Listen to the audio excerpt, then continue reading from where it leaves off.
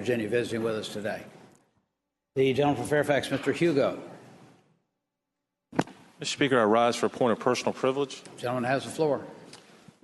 Mr. Speaker, over the last few years, Delegates Albo, myself, Lemunyon, Comstock, when she was here, and others have worked on trying to get more slots for in-state students to make sure that our people from Northern Virginia, Southside, Hampton Roads, get into the UVA, the William & Mary, the Tech, JMU, all the great schools that we have here.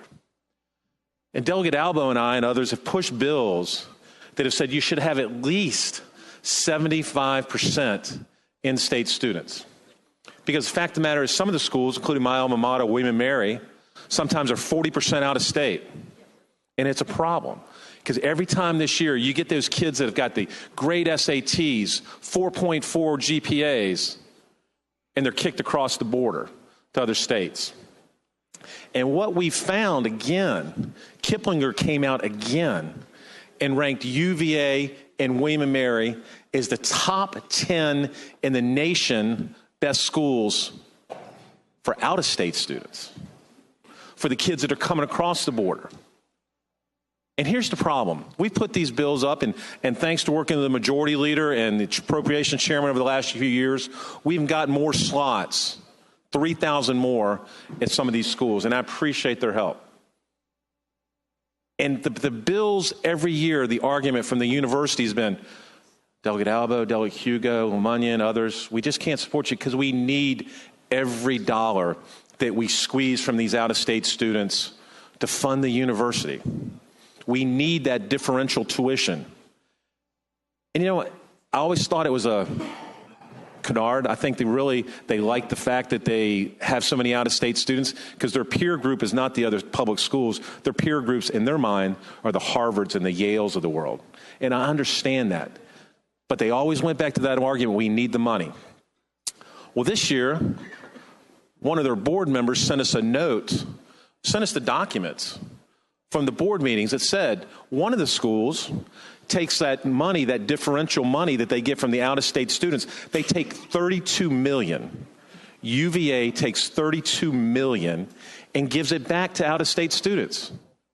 $32 million of your tax dollars goes back to out-of-state students to give them a tax break.